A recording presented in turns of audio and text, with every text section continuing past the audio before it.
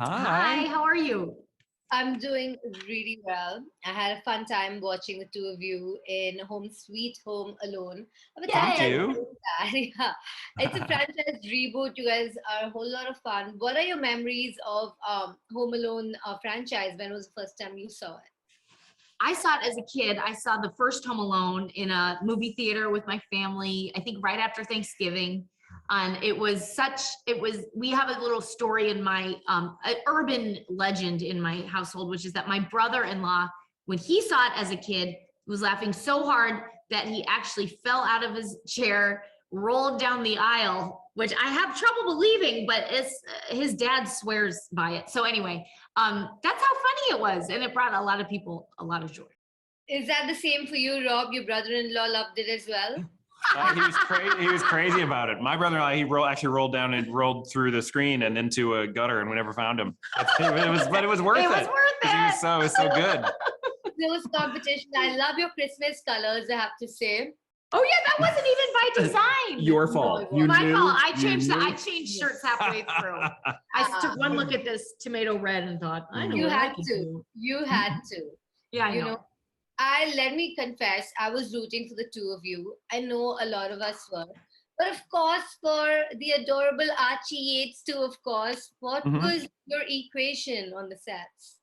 We had a great rapport. He obviously, it could be hard to turn. I didn't think of myself as a method actor before, but when they would call cut on the set, I would still be looking at Archie being like, you son of a gun. Because you were being physically assaulted. Yeah, he's assaulting us, and you can't just flip that switch. Yeah. So, many months after we finished shooting, I kind of talked to my therapist and reconciled with the fact that he wasn't really trying to kill me. You sent him an email, an apologetic email. Yeah. But no, he's great. He's amazing. I mean, you see it there. It's all on the screen. He gives a tremendous performance.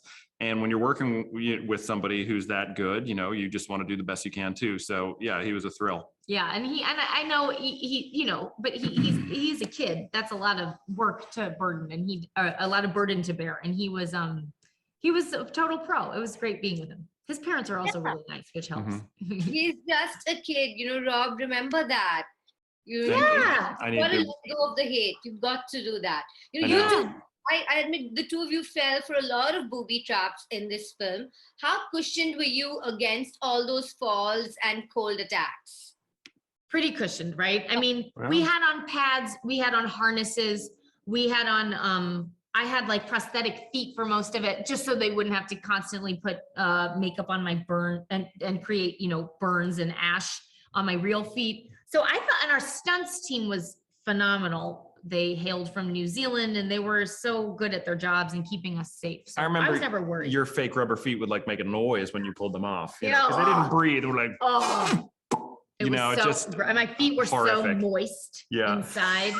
It's disgusting. Hopefully they were incinerated after the shoot. I bet just in case of reshoots. No, you never incinerate anything on the sets of a film as fabulous as this. You only auction them, guys.